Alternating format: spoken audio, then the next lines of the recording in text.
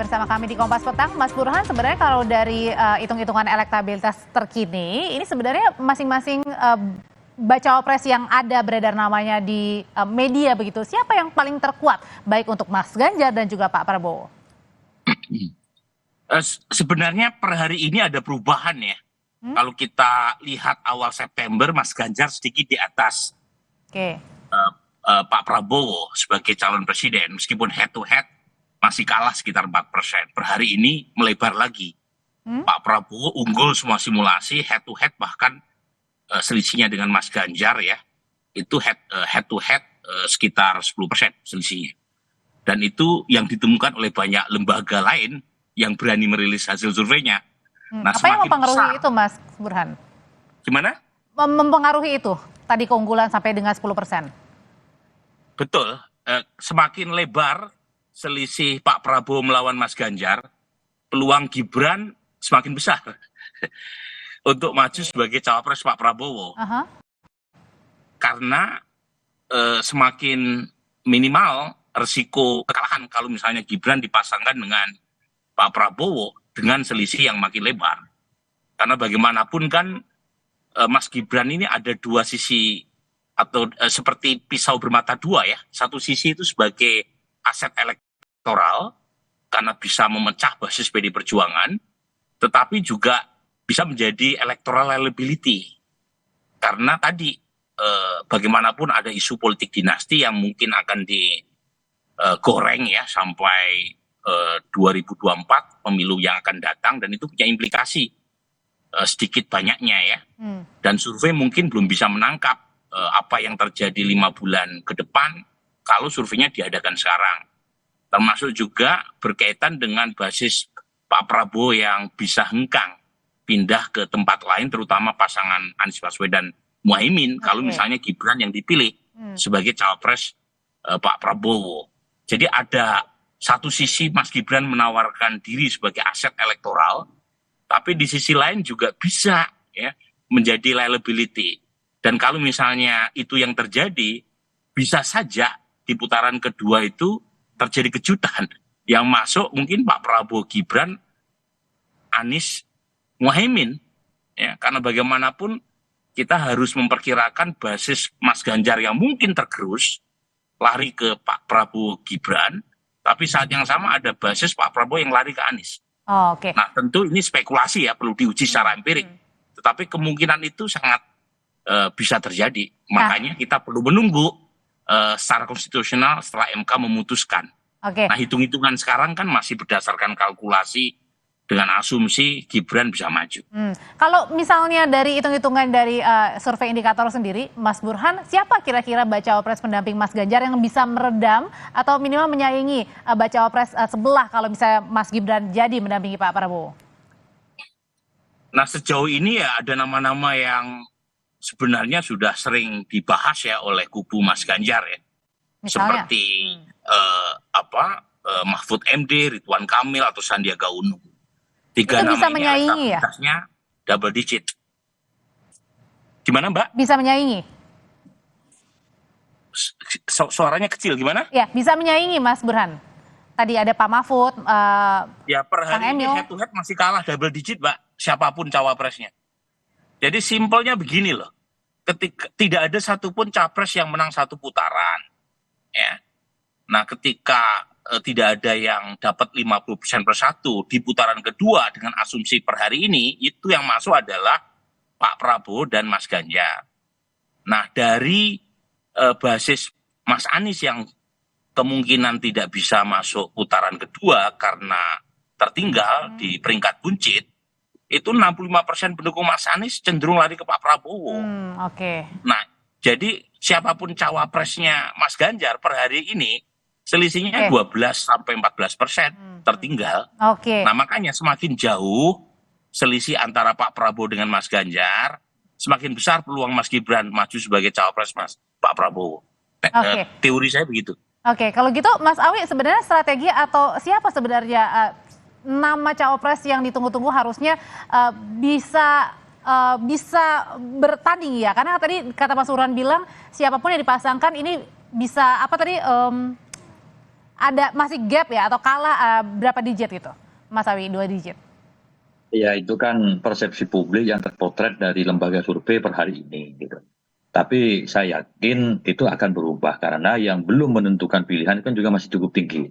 Nah, artinya nama-nama yang akan menjadi calon wapresnya Pak Ganjar itu kan sebenarnya kalau media kan sudah banyak yang memberitakan, tetapi kan kita tidak bisa menyampaikan hari ini karena belum diambil sebuah keputusan. Nah, kalau tadi disampaikan bahwa semua masih menunggu putusan MK. Itu kalau putusan MK itu menjadi instrumen hukum yang berpengaruh terhadap pasangan calon yang akan berangkat. Karena gugatannya krusial terkait dengan syarat usia capres ataupun cawapres.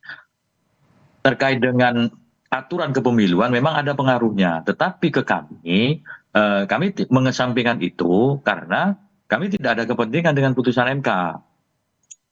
Apapun putusan MK, ya itulah realitas politik hukum yang harus dihadapi oleh masyarakat Indonesia, termasuk pasangan kami itu. Maka kemudian nama-nama yang muncul dalam sejumlah lembaga survei itu terus kita potret sisi keunggulannya di mana, kekurangannya di mana. Siapa yang paling memiliki insentif elektoral untuk bisa mendongkrak keterpilihan Mas Ganjar yang dalam kacamata survei memiliki ketinggalan dari Pak Prabowo ketika dilakukan head to head. Nah, tentu semua itu kami kalkulasikan itu. Oke, Mas Awi, sebenarnya kalkulasi dari teman-teman tim pemenangan Mas Ganjar ini mengkalkulasikan juga nggak sih kalau misalnya nanti hasil MK kemudian memperbolehkan begitu ya Mas Gibran nantinya ujung-ujungnya bisa menjadi bacawa pres, itu dihitung-hitungan juga bisa mendampingi Mas Ganjar? Ya, semua kalkulasi politik juga dihitung, tetapi kita tidak tergantung kepada keputusan lembaga yang di luar kewenangan kami. Yang kami lakukan dalam rapat-rapat hari ini adalah apa yang dihadapi hari ini itulah yang kita kerjakan. Jadi misalkan sesuatu yang belum konkret, nggak kita bahas, ya itu menjadi semacam referensi lah, tapi bukan menjadi bahasan utama. Nah, saya kira biarkanlah misalkan MK memutuskan apa putusan MK, ya kita tunggu saja gitu. Setidaknya kalau di kami sama sekali tidak menunggu itu. Yang kita tunggu adalah kalkulasi, simulasi kami terhadap nama-nama yang memiliki dampak elektoral terhadap Mas Ganjar. Oke. Kalau hasil putusan MK di pemenangan dari Mas Ganjar ini tidak menghitung, bagaimana kalau di Koalisi Indonesia Maju, Pak Wihadi? Bagi Koalisi Indonesia Maju itu kita selalu taat konstitusi. Jadi artinya menunggu ya? Ya apapun keputusan MK, ya kan ya saat ini yang sudah ada terus kemudian MK yang ada itu tetap menjadi pemikiran kita. Jadi bagaimanapun juga ini kan sudah diajukan terkait dengan pengajuan daripada cawapres untuk ikut maju sebagai konstelasi. Jadi artinya ini tentunya adalah mempunyai efek kepada pemilihan ke depan. Jadi kita selalu taat konstitusi dalam hal ini, makanya kita tetap menunggu apa hasil daripada MK tersebut, apakah memang itu mempunyai korelasi terhadap cawapres kita nantinya. Jadi saya kira bagaimanapun juga kita mesti harus melalui putusan MK ini kita tunggu, ya kan, karena bagaimanapun juga apa konstitusi yang mesti harus dilakukan ke depannya itu menjadi pemikiran kita lebih lanjut dalam melakukan penentuan cawapres. Jadi penentuan masing-masing bacawa pres yang hingga belum ditentukan sampai dengan sekarang, Mas Burhan, yang paling menentukan adalah tunggu putusan dari MK ya? Mas Burhan. Masih di mute, Mas? Loh, betul. Itu yang sangat krusial, Audrey. Itu paling penentu ya, Mas ya? Paling penentu, dan suka atau tidak suka, diakui atau tidak diakui, menurut saya Mas Ganjar dan PD Perjuangan juga memperhitungkan sejauh mana keputusan MK tadi mempengaruhi peta elektoral, terutama kalau misalnya MK mengabulkan, bagaimana Gibran ini ya diproyeksikan sebagai cawapres Pak Prabowo, atau bahkan ya misalnya muncul skenario untuk menarik Gibran sekalian dalam satu gerbong bersama Mas Ganjar. Oh, oke. Nah, berarti artinya kalau tidak dikabulkan nanti masing-masing mencari formula lagi gitu ya? Jadi siapa yang paling cepat dapat? Kan, tetapi kalau dikabulkan? kalau dikabulkan, potensi terbesar Gibran adalah menjadi cawapres Pak Prabowo. Kalau misalnya Gibran dikabulkan ya konstitusionalitasnya Oke, terkait dengan gugatan uji materi batas usia minimum di MK. Oke, berarti kalau gitu tinggal menunggu ya dari hasil putusan MK ya. Ya, jadi MK ini kunci.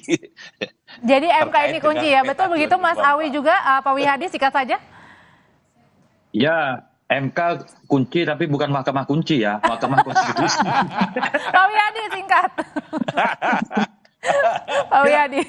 Saya katakan memang kita harus taat konstitusi, karena itu kan merubah konstitusi ke depannya terhadap pemilihan calon wakil presiden. Jadi artinya kita tetap bagaimanapun menunggu hasil konstitusi yang sudah diajukan gugatan di MK.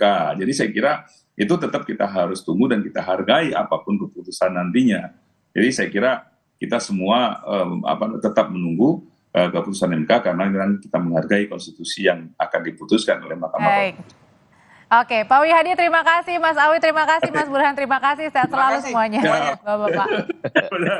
Setelah ini saudara rekan saya Nilu Puspa akan kembali dengan